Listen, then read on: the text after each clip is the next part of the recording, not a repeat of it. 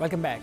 આપણે તમામ કોરોના વાયરસનું નામ ભૂલી જવા માંડ્યા છે અથવા તો ભૂલી જવા માંગીએ છીએ, પણ તમને જાણીને નવાઈ લાગશે કે કોરોના પછી વાયરસમાં કેટલીક અંશે ફેરફાર થયા છે, જેના કારણે વાયરલના ઇન્ફેક્શનના કેસમાં હવે દર્દીઓને સારવારનો સમયગાળો વધી ગયો છે. મતલબ કે ખાંસી, શરદી, તાવ જેવા સામાન્ય રોગને પણ સારા થવામાં 10 થી 15 દિવસ લાગી જાય છે. આ નવા વાયરસનો અનુભવ તમને થયો હોય કે તમે પણ આસપાસમાં કિસ્સાઓ જોયા હોય તો આ અહેવાલ જોવાનું ચૂકતા નહીં.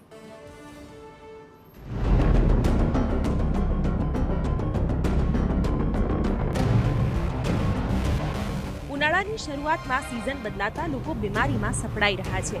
હોસ્પિટલોમાં લોકો લાઈન લગાવી રહ્યા છે, તો મોટે ભાગે પ્રાઇવેટ ક્લિનિક પર પણ ડોક્ટર્સ ફ્રી નથી પડી રહ્યા. સ્વાઇન ફ્લૂ અને અન્ય ફ્લૂના કેસો વધ્યા છે. આમ તો શરદી, ખાંસી, તાવ અને કમરમાં દુખાવો આવા રોગ પહેલા પણ થતા હતા અને હવે પણ થાય જ છે, પરંતુ એમાં કોવિડ પછી કેટલોક ફેર પડી ગયો છે. કોરોના પહેલા તાવ, શરદી, ખાંસીમાં સામાન્ય રીતે 3 થી 4 દિવસમાં દર્દીને સુધારો જોવા મળતો હતો, પરંતુ કોરોના પછી સામાન્ય શરદી, તાવ અને ખાંસી પણ 15 દિવસ સુધી મટતા નથી. શરૂઆતમાં આ સમયગાળો ખૂબ ઓછો હતો, હવે એમાં નોંધપાત્ર વધારો થયો છે.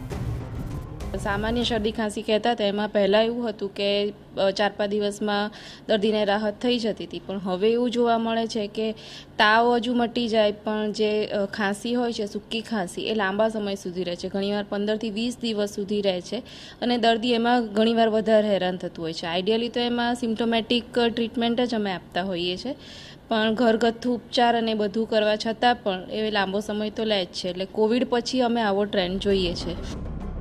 તો ડોક્ટરના કહેવા પ્રમાણે શરદી, ખાંસી અને તાવના દર્દીને એન્ટીબાયોટિક સહિત દવાઓ આપવામાં આવે તો પણ દર્દીને સાજા થતા 10 દિવસથી વધુ સમય લાગી રહ્યો છે. વળી આ દર્દીથી અન્ય વ્યક્તિમાં ચેપ લાગવાની શક્યતાઓ પણ વધુ હોય છે. વાયરલ ઇન્ફેક્શનના કેસમાં દર્દીને અશક્તિનું પ્રમાણ વધી રહ્યું છે. સાથે જ ગળામાં દુખાવાની ફરિયાદ પણ કેટલાક કિસ્સાઓમાં સામે આવી રહી છે. આવું થવાનું કારણ ડોક્ટર્સ કંઈક આવું પણ આપે છે. તાવ, શરદી, ખાંસી, શરીરનો દુખાવો એ બધા લક્ષણ છે જે પહેલાં હતા, પણ ડ્યુરેશન વધી છે.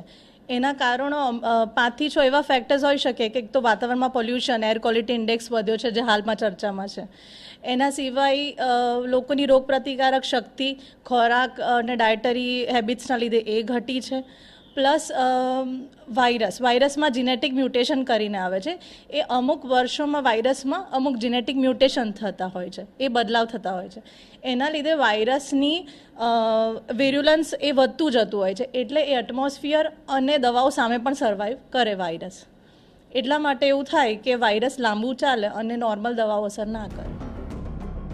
ગુજરાતભરમાં વાયરલ ઇન્ફેક્શનના કેસમાં નોંધપાત્ર વધારો થયો છે, ત્યારે બીજી તરફ ગરમીમાં પણ નોંધપાત્ર વધારો થયો છે, જે આપણે જોઈ રહ્યા છીએ.